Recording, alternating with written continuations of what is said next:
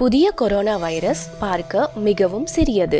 நபரிடமிருந்து நபர், நகரத்திற்கு நகரம், நாட்டிற்கு நாடு மற்றும் உலகின் எல்லா மூலைகளிலும் விரைவாக பரவுகிறது. நம்மில் எவரும் அதை தொற்றிக் கொள்ளலாம், பரப்பலாம் மற்றும் நோய்வாய்ப்படலாம். கொரோனா வைரஸால் பாதிக்கப்பட்ட ஒருவர் சுவாசிக்கும் போது, பேசும் போது, இருமும் போது அல்லது தும்மும் போது மில்லியன் கணக்கான தீங்கு விளைவிக்கும் வைரஸ்கள் கொண்ட சிறிய நீர்த்துளிகள் காற்றில் பரவி அருகில் உள்ள எல்லாவற்றிலும் அமர்கின்றன. நமக்கு தெரியாமலேயே வைரஸ்கள் நம் உடலில் நுழைகின்றன. நாம் அவற்றை சுவாசிக்கிறோம். அவை நம் வாய், மூக்கு மற்றும் கண்களில் வந்து அமர்கின்றன. அவற்றை நாம் நம் கைகளால் தொடுகிறோம். பின் நமது கண்கள், மூக்கு அல்லது வாயை தொடுகிறோம். இந்த வழிகளில் வைரஸ்கள் நம் உடலில் நுழைந்து நம்மை பாதிக்கின்றன. பெரும்பாலான மக்கள் கொரோனா வைரஸால் அதிக நோய்வாய்ப்பட மாட்டார்கள். இந்த வைரஸ் நம்மில் இருப்பதை நாம் அறியாமல் இருக்கலாம். அது மற்றவர்களுக்கு எளிதில் தொற்றலாம். அதை அவர்கள் இன்னும் பலருக்கு மேலும் தொற்றிக் கொடுக்கலாம். சில வாரங்களில் ஒரு முழு சுற்றுப்புறமும் பாதிக்கப்படலாம். நோய்வாய்ப்பட்ட பெரும்பாலான மக்கள் தாமாகவே குணமடைகிறார்கள்.